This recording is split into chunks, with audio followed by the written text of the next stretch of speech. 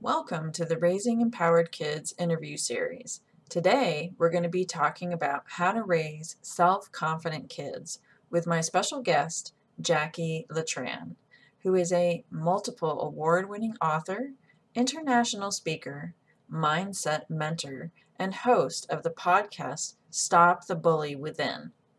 Jacqui's Words of Wisdom for Teens book series is often regarded as must-read books for teens and young adults struggling with low self-esteem, anxiety, and depression. Jacqui is truly gifted at helping teens and young adults discover the hidden gifts, even in the worst of circumstances, and tap into the remarkable strength and inner power already within themselves. Jacqui is a passionate and energetic leader who empowers her audience to become resilient, fearless, and their own powerhouse and personal champion for success. Thank you, Jacqui, for being here with us today. I'm really excited to have you. Thank you so much for having me on. This is going to be such an awesome conversation. I'm super excited. So can you tell me a little bit about how you started talking to teens, helping teens build self-confidence? It started mainly because I struggled significantly with my own confidence issue as a teenager. I was dealing with a lot of low self esteem that led to depression, that led to really risk taking behaviors. And by the time I was 16, I was an unwed mom, unpublic assistant, and a high school dropout. And because of that journey, I made a decision that, I wanted to make a difference. I didn't feel like there were a support system for me. There weren't resources for me when I needed it. And I wanted to be that voice. I wanted to create that safety net for teenagers. So once I had my son, I enrolled back into school and got my master's degree in nursing, became a nurse practitioner, and started working right away in the medical field. And along that journey, I discovered more and more about the importance of having a positive and healthy mindset. And that's where I learned that confidence is such a key if you want to be happy and successful in life. And that's when I start transitioning into, instead of doing medical care, I started transitioning into mindset mentoring. Mm-hmm. So how come self-esteem, self-confidence is so important? So I think self esteem and self confidence is the foundation of who you are. If you're confident in yourself, you'll see yourself differently. You'll see the world differently. Your confidence level affects how you think, how you feel, and how you act. And if you have confidence and you believe in yourself, you're more likely to do the things that you truly want to do and go after the things you want, versus if you have low confidence, you might want something, you might want to try it, but that internal voice, that talk inside your head will put you into panic or fear or anxiety even before you start anything. And it will prevent you from taking a lot of actions towards meeting those goals that you want to create that happiness that you deserve. Yeah, that sounds like low self-confidence can really sabotage your ability to create the things that you want in your life. I truly believe that. I mean, like, think about it. If you have low confidence, and let's say, you love acting, and maybe you even have natural talent and you can be an amazing actor, behind closed doors in your shower or whatever. And you really want to go for the school play, but you have low confidence. And as you're thinking about tryouts, you're going to be thinking more of like, who, I can't do this. Everybody's better than me. What if I fail? People are going to laugh at me. And those kind of thoughts will hold you back. And before you know it, instead of trying out and just giving it your best shot and having fun, Mhm. you're back in your room, right? You're in your room thinking, I don't deserve this, or I shouldn't do this. And then chances are you even get mad at yourself for even trying to do that thing in the first place. And also for not having enough guts or confidence to go for what you want. So it definitely can have that snowball effect where one thought can lead to another and another and another, and really push you into that place of negativity and even, severe anxiety and depression if you allow it to snowball out of hand. Yeah, and as you were talking about that, I was reminded of an experience I had when I was growing up, where like we were in music class and they were doing tryouts for a course, which I didn't know that they were doing. And so like they asked me to like do the scale, and like I kind of petered out at a certain point, and I was like, oh, this is like so embarrassing. And and like they made me go first, and I was like, I don't know, like the whole experience just like really made me uncomfortable and not want to like sing and be the center of attention in that way. And so I think it having that low confidence and being put on the spot and felt embarrassed and that kind of thing, like what do you think about all that? I think it happens all the time to the best of us, right? Yeah. But now imagine the exact same scenario. You're first and you're nervous, and you messed up, but you have, pretty good confidence in yourself, right? In that situation, you can shake it off and ask the teacher, hey, let me try that again. You'll be Right. more willing to step out and self advocate that way versus if you have low confidence, you're going to just like, hurry up, let's finish this. I want to hide versus, you know what? I messed up. Let me do that again. Right. Hmm. Yeah, cool. Well, and then that makes me think, oh, well, now that I'm older, there has been situations where I've been like, oh, well, I didn't do that very well because I didn't have a chance to practice. Can I do that again? And so, like, how far I've come. Yeah. And then, of course, too, your outcome is completely different, right? Yes. Uh-huh.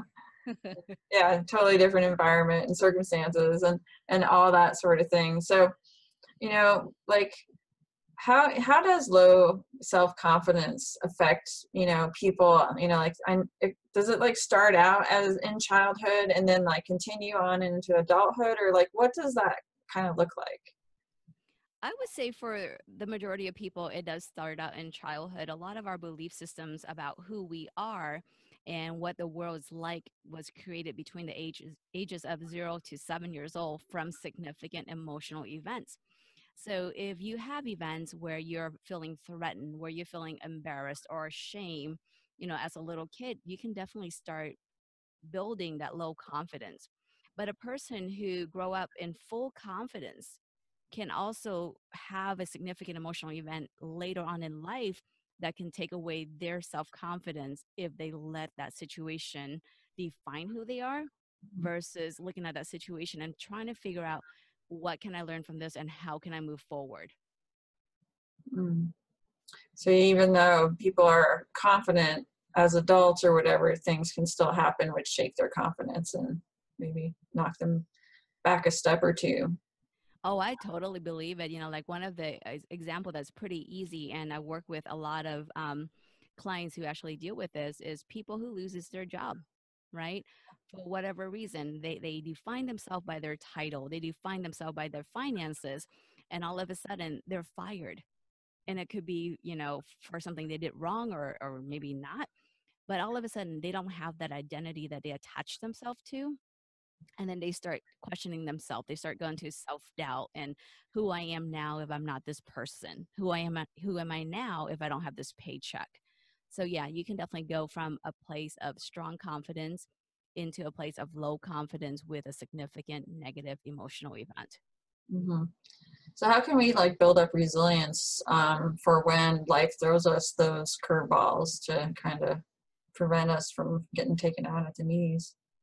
Well, there's a lot of different things, but one of the things that I really teach is about the inner bully. And the inner bully really is that negative self-talk that we all participate in. Even the person with the most, uh, a very powerful confidence, they still have that negative internal voice. They just don't listen to it as often. So the Right. first thing is to really recognize that we are our own worst critics, right? Because think about if you talk to other people the way you talk to yourself when you fail at something, you wouldn't have a single friend left. I mean, like imagine like your best friend tells you, I feel so bad about myself because, today I can't even make up a story in the moment. My, I have I learned how to suck. transform. Yeah, I just suck at it all. Well, I've learned to transform my inner voice into my best friend. So it's hard for me to get really negative. But, let's say I did something terrible. I inadvertently hurt somebody's feeling, right? And I came to you, and you're my best friend, and I said, Robin, I feel like crap. I just did this. I broke this person's heart. I was so harsh. I couldn't believe the words that came out of my mouth. And you look at me and you say, "Oh, Jacqui, you're just a big bully. You know, I don't understand why you talk like that all the time. You're so negative." And you just ride me for that. Hmm. If you did that to me, you and I wouldn't be friends, would we? Not for very long, no. No, no, but we do that to ourselves all the time. Like when you Yes. make a mistake, instead of just, really learning from it and accepting that a mistake has been made and moving forward, you beat yourself up. You replay that scenario over and over and over again. And every time you do that, you feel worse about yourself and you tear away at your self confidence. So, if you want to build resiliency, you want to build that self esteem, is first become very aware of how you talk to yourself, Mhm. because the words that you use and the emotion that's attached to those words create your experiences of self confidence and self love. Hmm. Yeah. So, and are there kind of like warning signs, like as kids are growing up, that you might pick up on that kind of, will clue you in that they're like beating themselves up a lot and that their self-esteem is taking a hit as a result? Well, it can be different from kid to kid, but some other signs that you might look out for, is someone, the easiest one is someone who's always negative, right?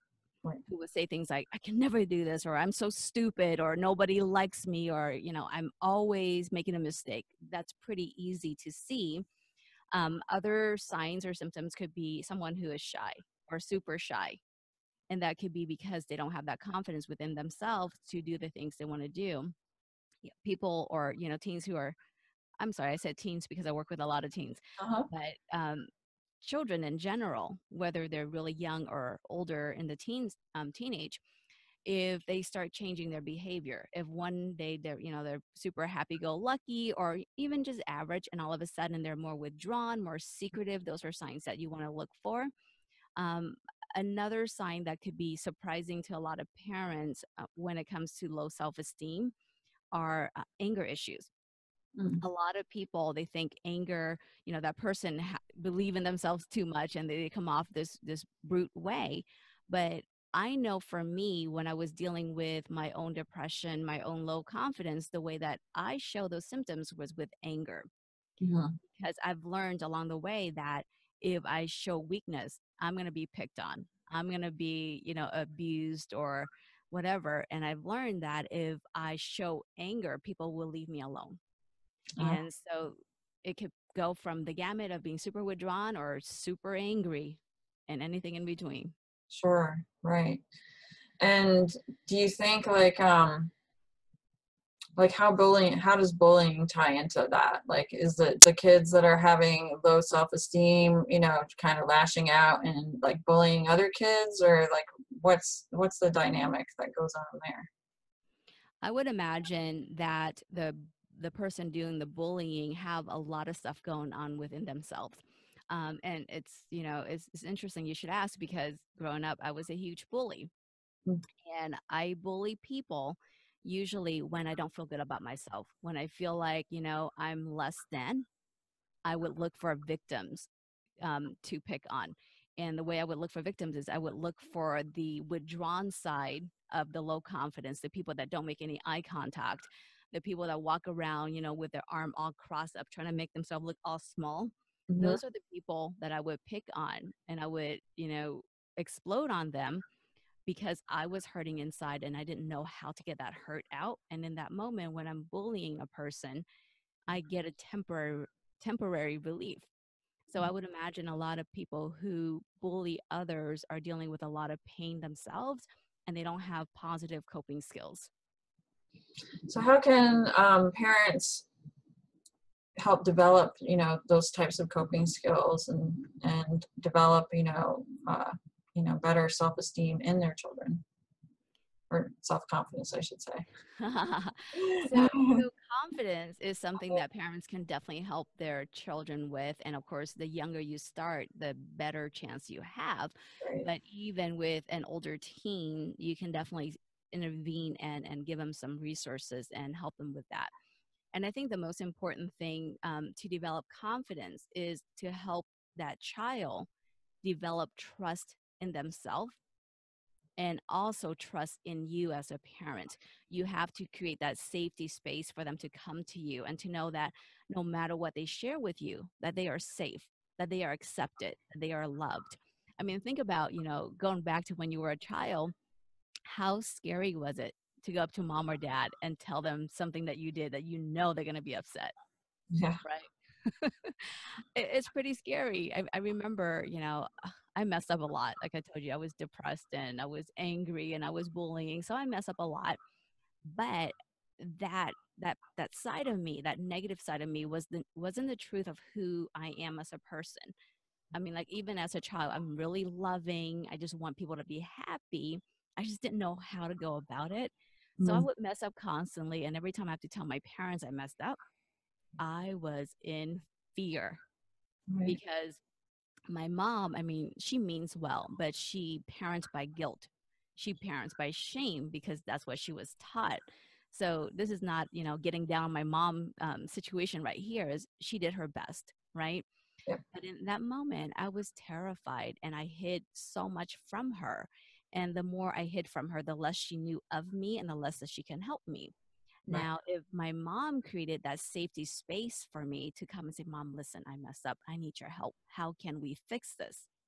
I mean, I don't know. I can't say for sure that I would totally take her up on it, but I would imagine that I would be much more willing to share a lot of my feelings with her, and involving her in figuring this out because I know she loves me, but I was terrified of her judgments. Right. Yeah. Yeah, I think all kids in general, they want to please. And, when it comes to, doing something that they know is going to let their parents down in some way, it's very hard for them to come forward and share that. So, and, what can parents do to help create an environment that, feels safe for them to come forward and share, these types of things? So, non judgmental, compassionate communication is the key to that. And it's really about, when your child share with you, even if they're sharing something that you don't want to hear, that shocks you, even, you have to do everything you can to check all of your belief system and all of your reaction for a moment and be there with them in a more loving, positive, supportive way. So, what that would look like to me is asking them questions rather than telling them what you think and what you feel and how they should fix the situation or make amends. You keep asking them deeper and deeper and deeper questions because when your child brings this up to you, chances are they already know the answer. They Right. just need to have it pull out of them, right? And if they come up with their own solutions, they're going to build up that confidence. And at the same time, if you create that safety net for them, they're going to trust you. They're going to come to you for the next thing and the next thing and the next thing. And I know it's hard. I mean, like, I raised my own son, and there were things that he told me that were just like, okay, I'm going to sit on my hands. I'm going to take my mouth shut because what I have to say right now is definitely not productive. It's not going to help him. It's not going to help me. It's not going to help us bond. And he is trusting me a lot by bringing the conversation up to me, and Right. it's my job as his mom is to help him figure it out for himself because you're not going to be there 24/7, right? Right.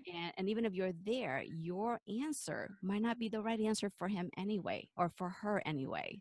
So, helping them to develop confidence, helping them to think critically, helping them to evaluate the situation from different angles is going to create that safety and that bonding for your child.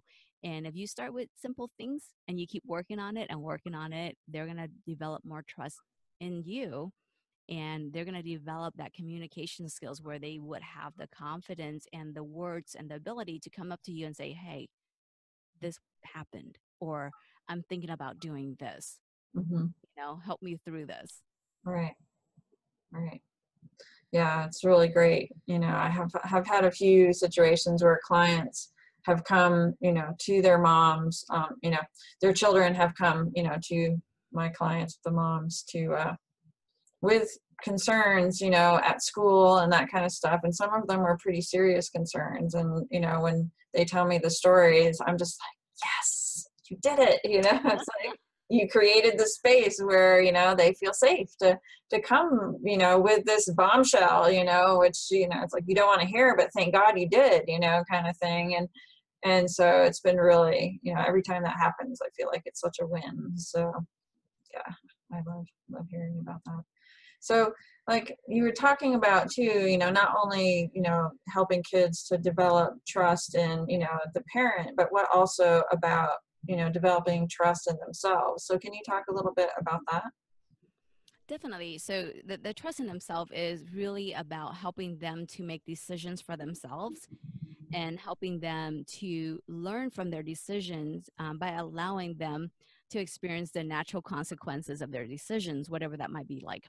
So let's say your child comes to you and wants to do something, right? Let's say he wants to drop out of school. Ooh, that's a big one. Right. Right. Um, so what is most parents' first instinct going to be? Hell no. Hell no. A lot of upset, a lot of maybe yelling, a lot of telling the kid that they don't know what they want and whatnot. Yeah. Is that conducive to anything? Yeah. Or just flat out saying you can't drop out of Right. And school. then getting, right. And Like, getting no, I upset. gotta go to school. Yeah. Right. And I'm taking on such a big topic right now with that. But what if you are in shock and you took in a couple of deep breaths and center yourself and just start asking your child why? Hmm. Why do you want to drop out of school? You know, oh, I just don't want, I hate school. Well, why do you hate school? What's going on at school? And you keep going deeper and deeper and deeper. And you might find out that they're being bullied, right? They really don't want to drop out of school, but it is such a scary place to go to school every single day and getting hurt emotionally or physically. And the best way they know how to avoid that pain is by dropping out. I mean, if you don't have that conversation and you just jump right in with telling them what to do and telling them they don't know what they want and all of that, you're going to miss such a great opportunity to learn about your child and to really be there to help them figure things out. Yeah, it's really true. And I can think of other situations, where clients where they have reacted rather than asking questions and missed, a really great opportunity to find out, what was the motivation behind those actions, because, there was, and, there was a reason for it. And so, yeah, I think being curious, you know, preventing the knee jerk reaction and being curious. Curiosity is so awesome, right? Because a lot of us we jump to conclusion based on our experiences and our belief systems. But if we are not curious and we don't ask those questions, we don't go deeper, we're always going to be missing a bunch of opportunities. So curiosity, openness, you know, um, compassion, those are all wonderful skills for parents to have. Hmm.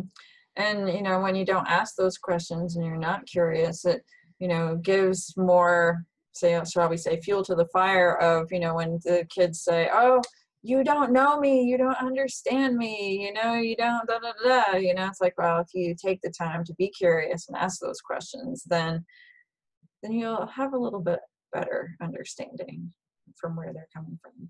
Right, definitely. I mean, like a lot of us, I know we all have jobs and we have responsibilities and we want to have our own downtime. But, life as it is right now, too many of us are glued to our screens, right? And so our children are talking to us and we're like on the phone doing whatever we're doing, social media or playing a game or whatever. And we just kind of glance over, what? Okay, whatever. Hmm. We're teaching our children in those moments that they're not worthy. They're not worth putting that phone down, putting that thing down, and having your undivided attention. And that too tear away their confidence. And that's where, they're going to go and look for that confidence, the acceptance, the love elsewhere. And then all of a sudden you realize, wait a minute, what happened to my child? Right. Hmm. My child changed overnight. No, your child did not change overnight. You just missed a lot of opportunity to intervene and to learn more about your children because you didn't take that time and you didn't involve your curiosity in getting to know your child better. Hmm. So are there other things that parents are unknowingly doing that kind of sabotage, the kids' self-confidence? We do a lot, don't I, we can I've talk. had a bunch of these conversations, and there's like so many things that we've just like, our parents did, our grandparents did, and we're just like, blindly following these, cultural norms, these family traditions, traditions kind of things, and without thought to what we're doing. And so it's like a Yeah, we all do that. yes. But a couple of things that parents do a lot, they don't realize it, is comparing, right? A lot of Mhm. my parents clients will say, well, if I don't point it out to them, how would they know? Well, if you're always pointing out their shortcomings, all they're going to think and feel is that they're not good enough. So if you're going to compare them to themselves. Right. Compare them to how they were yesterday, how they were a week ago, not compare them to their brothers or cousins or the next door neighbor. That's a very unfair comparison. The Yeah. other things that parents do all the time that is not directed at the kid, but could totally interfere with their self confidence is the parent's own negative self talk and their own negativities. So let's say, again, you and I are friends and we're sitting at dinner and our children are playing by us or whatever. And all we're doing is complaining. I hate my thighs. I'm so fat. I'm trying to lose weight. My husband doesn't make enough money and all of that. You're teaching your kids a whole lot of negativities, even though they might not be actively engaged in that conversation. They are hearing you. Yeah. They're modeling after you. They're creating beliefs based on what you are saying, based on your experiences. So if you want to build healthy, positive children, you got to start with you. You got to start by becoming very aware with how you talk to yourself and how you view the world. And rather than focusing on all the things that are going wrong, look for things that are going right. Talk about that, bring those things up, make that more of a focus of your conversation versus the negativities. Yes. And it makes for such nicer conversation. It's like hear like the positive things about your day instead of bitching about work.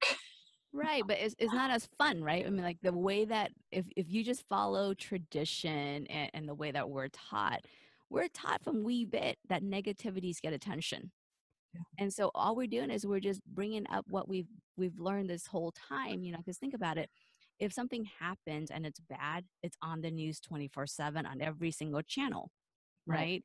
And what you learn from that as a kid is when something bad happened, it deserves attention. If I want to get attention, I do bad things or I bring up bad things. Wow. If something great happens, if the media covers it, 2 seconds, and Right. that's it. I mean, like, how many stories on the news did you hear? We saved another cat. Right. Right. Right. Right. And we bought, X amount of meals for the homeless, and we had a great time sitting down and having conversation with them. That is not exciting news for most people, but the plane crashes, death, Right. murders, all of that. I mean, it get played over and over again, and we're just taught negativities equal attention. Hmm. So learning how to pull back from that and how to start sharing positivity within your family is going to be so important to then helping your children also learn to focus on positivities. Right. And that'll help to with the negative self-talk too, because it'll bring greater awareness, You maybe will be less likely to treat yourself that way. I think so. I think if like if your family are sharing positivities all the time, and we haven't talked about gratitude, but if we bring in gratitude also, and every single day, imagine sitting, down to dinner. I don't know if family do that anymore. I hope a lot of families are still doing that. I hope so. Um, but imagine sitting down to dinner and sharing something that happened in your day that you're really happy about or you're proud of, or, that was just great in some way, some small way. And maybe sharing something that you're grateful for that happened that day. Mhm. And you do that on a regular basis. What that's going to do is that it's going to teach your child to look for positivity because they know they're going to have to share later, Right. right? And whatever you focus your attention on, whatever you look for, you will find. It's true. It's just easier to look for the negative because we're trained that way. We're not as trained in looking for the positive, but we definitely can train ourselves to do that. Yeah, and I think too, like if you're like you attract what you're thinking about too. So if you have a lot of negative thoughts, if you anticipate negative things happening, then that's going to be the type of thing that you attract. Whereas somebody who has a more upbeat or positive outlook on life, is going to attract more positive experiences, have greater connection with people. People like being around positive people, so you have better friends, that type of thing. So it really can have an impact that kind of like goes out through a lot of different areas, and probably in really every area of your life. So Most definitely, like attract likes. I mean, imagine this. You're walking around all day long with, dark sunglasses. And no matter where you go, it's going to be dark and bleak, right? If you're, walking around with rosy colored glasses, you're going to see things differently. And yes. the words that we use and how we feel are those filters, just like those glasses. If, you look at everything with negativities, no matter how beautiful a situation is, you're going to find the negative because your lens is focusing on that. Right. Instead of like focusing on a positive, and even if something bad happens, there can always be you know the proverbial silver lining. There's always something good in there somewhere that you can take away from the situation. So Definitely. And I'm sure you get asked about this. Am I supposed to be happy and positive all the time? like, My clients oh, ask me that all the time. Like, once we finish working together, am I going to always be happy and positive? And my answer is absolutely no. yeah, Crap is still going to happen. Life is still going to happen. Challenges and difficulties are still going to happen. But if you're looking at those situations through different lenses, more of that curiosity, what can I learn from this situation? What can I take from this situation that's going to help me be a better person, be a happier person, be a more loving, more compassionate person? If you have those lenses and you use your curiosity to always learn from every situation you're in, you don't have to be happy about the situation, but you still can benefit from it. absolutely. And I mean, we all experience emotions, and it's okay to have those emotions, whatever they are, and let them flow through you. It's like the main thing is to not get stuck in them. And I think that's where the whole mindset comes in, and how you hold certain things, I think really has an impact. And so having that more positive mindset and looking for the good even in a bad situation, can go a long ways to a happy, healthy life. I completely agree. Uh, so do you have any suggestions like that people can do to like help break those patterns of like negative self-talk? Because I mean, we all do it. We beat ourselves up over stuff. And so, do you have any suggestions to help when people get stuck in those loops? So the first thing I think I mentioned already is to start being purposeful and aware of your self-talk. If you want to figure out how negative you are, which you are, until you understand, take a notebook around with you and jot down every single thought you have about yourself throughout the day. Mhm. And don't filter those thoughts. Don't pretty them up. If you think I'm so ugly or I'm unattractive or I'm stupid, write them down. Mhm. At the end of the day, you'll look at this and you're going to realize, oh my gosh, no wonder I had such a bad day because every thought I have about myself has been very negative, has been bullying thoughts, right? So, learning to become aware of your thoughts are incredibly important. Yeah. Another thing that you can do is use your breath. And I know people talk about breathing all the time, and it's too basic that it shouldn't work, but it works magically. And so what happens when you're upset is, your breathing changes, right? You either start breathing really fast or really shallow, and then that causes your body to tense up, making everything feels worse. Right. So in those situations, if you just pause and you start taking a very slow, deep, deliberate breath, and I recommend counting to 4. So breathe in slowly for a count of 4, hold it for a count of 4, breathing it out for a count of 4, and keep repeating that. Breathe in 4, hold 4, breathe out 4, and do that 3 times. Do that 10 times. Do it as many times as you need to start noticing that, okay, your shoulders relaxing, your body's not so tense. And the key thing about that, besides the breath really slowing your heart rate and everything down physiologically, what you're also doing is you're training your mind to focus on something different. Your mind is amazing, but it really, the conscious part of your mind can only be focused on one thing at a time.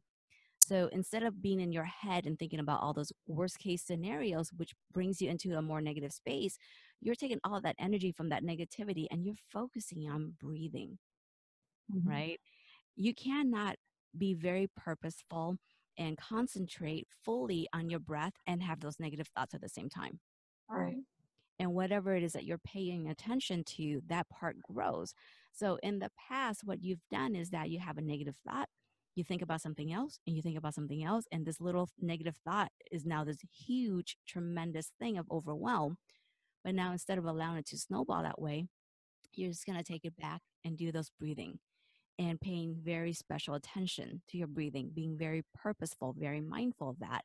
You'll notice that all of a sudden that big thing wasn't all that big. You're going to be able to see the situation much clearer for what it is versus from a place of past experiences or future fear. So use your breath to your advantage. And the third thing that I would love to see people do is just kindness to themselves. Mhm. We talked a little bit earlier about how we are our worst enemies. What if you start showing yourself kindness, the same kind of kindness you would show to the person you love the most?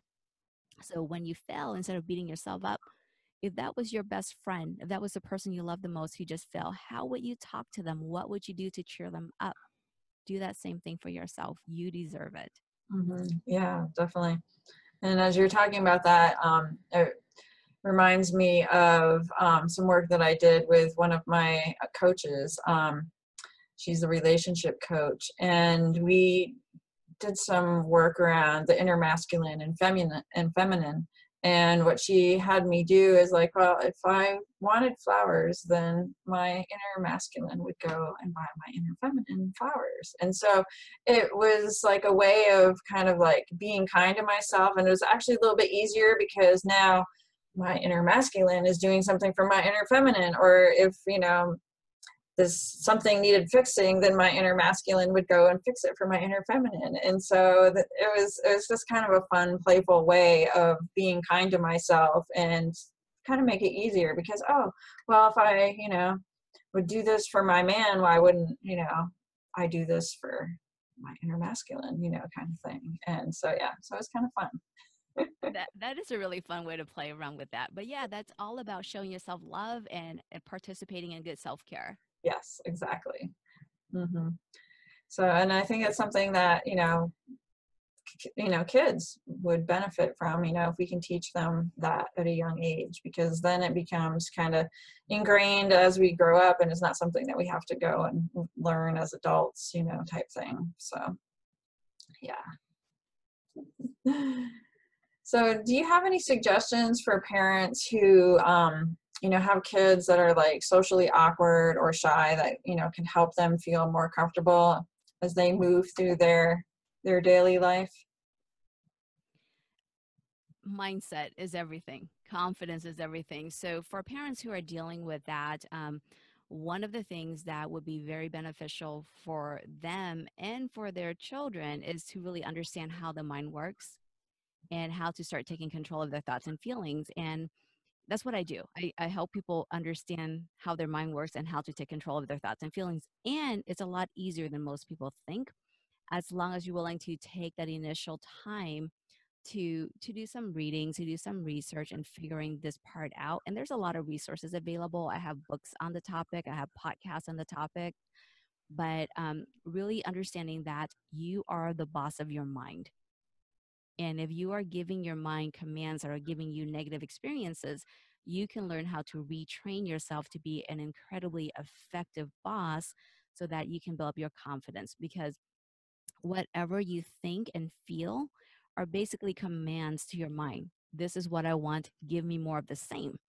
So if you sit around or go around all day long thinking, I'm so shy, you basically just told your mind, I want the experience of being shy. Make sure I continue to have this experience. And of course, you do. Right. If you're super shy and you understand how your mind works and you start being the boss of your mind, and it's not going to change overnight. You're not going to say, "Oh, I'm confident," and all of a sudden you're confident, right? But instead of thinking I'm shy all the time, what if you're willing to say, even though I'm shy, I'm just willing to be different. You didn't say you're going to go to confident, right? You Right. just you're just having this willingness, a space where you can move into something different. So learning how to talk to yourself in a positive way is incredibly helpful, and parents can use a lot of help in that arena so that they can help their children with that also. But the other thing too is baby steps. A lot of us want that change today. We want that change yesterday. And we don't realize or we don't remember that our problem did not come up overnight. We practice being a certain way for a long time. And that's why it feels like this is who we are. Hmm. If you want to gain confidence, if you want to gain social skills, you start the same way. You start by practicing and be willing to take small baby steps and be willing to have that outcome a little bit down the road. And here's the cool thing that, this is totally not what we've been talking about, but this is very mindset related. And that is you can practice being the person you want to be all up in your head. A lot of us think like, if I want to talk to this person, I just have to go up and talk to them, right?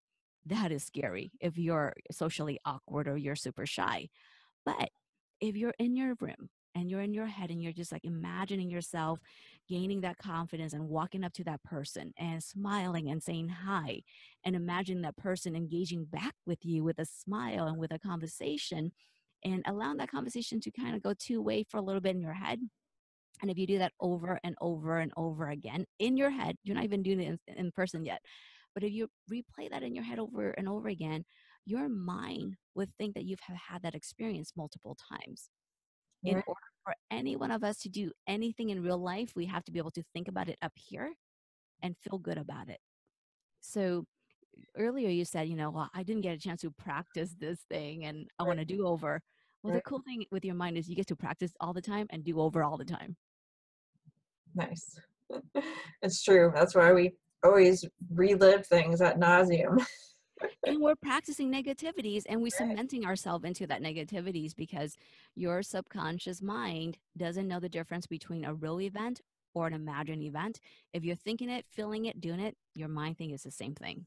Yeah, I mean, it's really true. Like all the hormones, the emotions that go through your body, like you can think yourself into, you know, feeling like your dog died, kind of thing. I mean, you'd be bawling, the whole 9 yards, just over a thought, that's not even real. It's like your head just made this up. A really good easy example is movies, right? I mean, like let's bring up a scary movie because that's such an easy example. You're sitting in your home. You're perfectly safe on your couch and you're watching this horrific movie and Yes. your heart rate is doing this and you can barely breathe and you're super tense. Well, you're perfectly safe. You're not in that situation, but your mind again cannot tell the difference between real or imagined. You're watching this and your body will respond physiologically as if you're in that situation. Yeah. And it's all really happening right up here in our imagination. Yeah. The mind is an amazing thing. And it's easier to learn than most people think. It is super simple. You just got to be willing to take that time to understand it and to start practicing being the way you want to be. Mhm. So, for a parent who wants to help their child understand this concept, do you have any like advice or tips, like to help them communicate this to their child? So ask me that a little bit differently because I'm a little bit confused. Okay, so like you know, basically we know that the frontal cortex is not fully developed. It's like kids are, making decisions, based on emotions, not necessarily things that are well thought out. How can parents help kids, understand that, you know, they can take charge of their emotions and, think about things, in a different way. So I think it's easier to do that as a foundation versus waiting for a crisis to occur.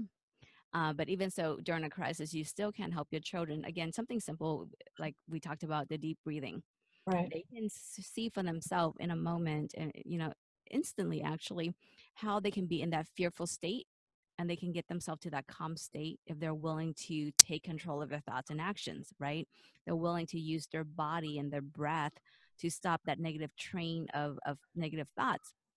So that's one way that parents can do that. But another way is really about having those open conversations.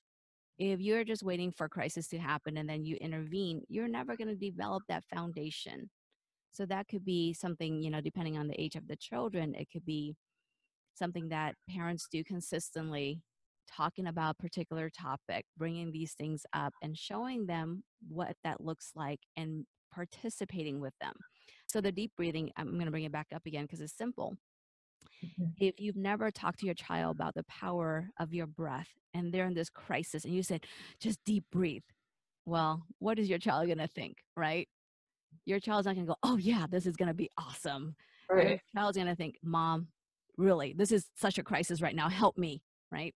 But if you had a conversation the week before, or you've had this conversation 2, 3 times where you tell them why deep breathing is important and you have them participate with you so that they can see how their body's responding when they need it, they're going to be much more likely to do this. And the other thing too is, I talk a lot about awareness, is starting to become aware of your children negative talk and bringing it up to them and Mhm. let them become aware of how negative they are too. I mean, because most of us, when we're being negative, we have no clue. It happens so automatically. It happens all the time that it just feels natural too, right?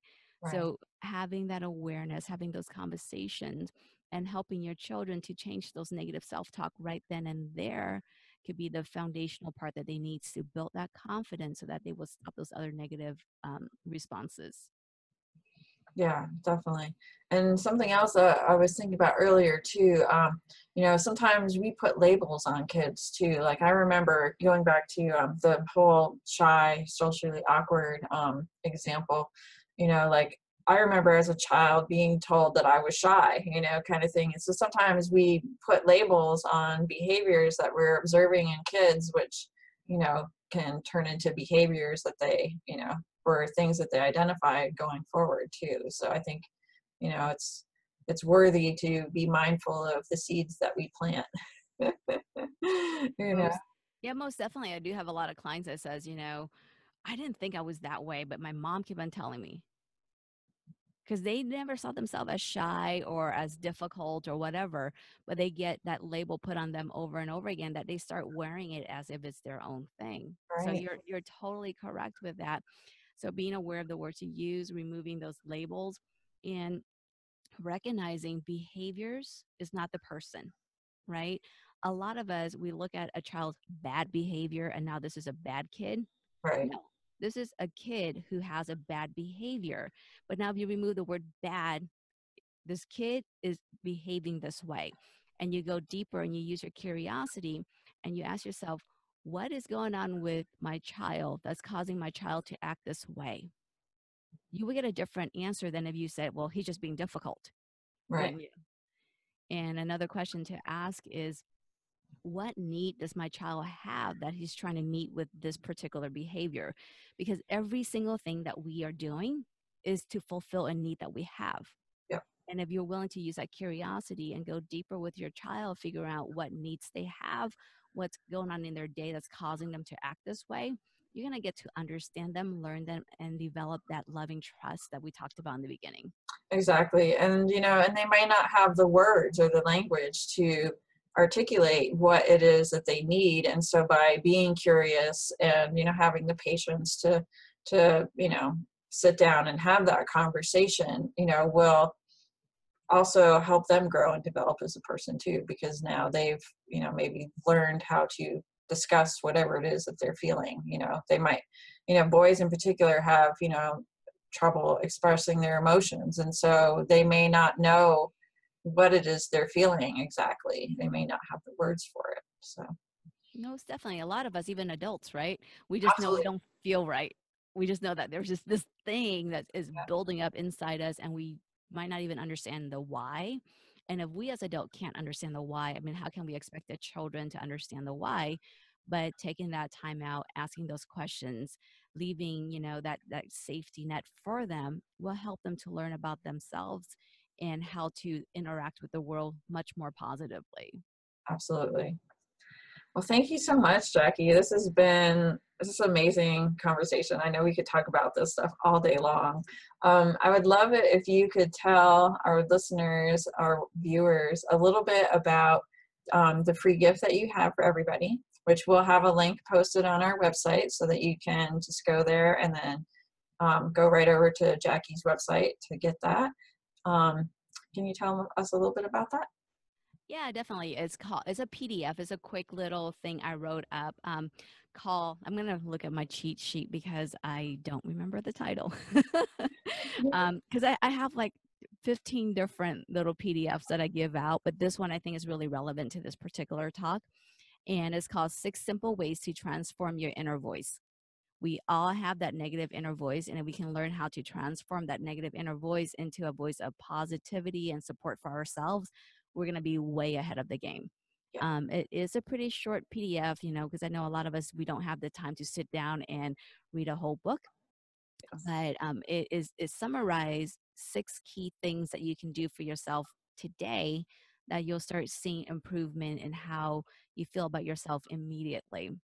And if you like that and you want to go deeper with that, I think, Robin, you have some free gifts for the upgrade package. Mm-hmm. Yes. So, yeah, so I'm going to gift my book, Unleash Your Inner Superpowers, as part of that package. And that book talks about the inner superpowers that we all have inside of us. We all were born with these amazing gifts, these amazing, capabilities that we don't understand. And if we don't understand it, we don't know how to access them. So this book, How to Unleash Your Inner Superpowers, will talk about the seven inner superpowers that we all have, that if you practice these seven inner superpowers, I guarantee it will destroy your fear and self-doubts. It Awesome. works, and it works fantastic, but you have to do the work yourself. Yes, yeah, it's all about doing the work, Just like you just can't read a book and expect magic things to happen. It's like you have to be willing to ask yourself the questions and do, the self-inquiry. So thank you so much for both of those. And I know people are going to get a lot out of them. So thank you. Thank you. I appreciate you. Thank you so much for having me on the show. It's been awesome. And yes, we can talk about this all day long. Yes. So thank you, everybody. And we will see you on the next one. Thank you so much for joining us today. Coming up tomorrow, we have Julie Kleinhans on raising empowered kids in these chaotic times, and also Eric Green from Peaceful Parenting. So I am really looking forward to tomorrow. We have two more great interviews lined up for you, and we will see you then. Bye-bye.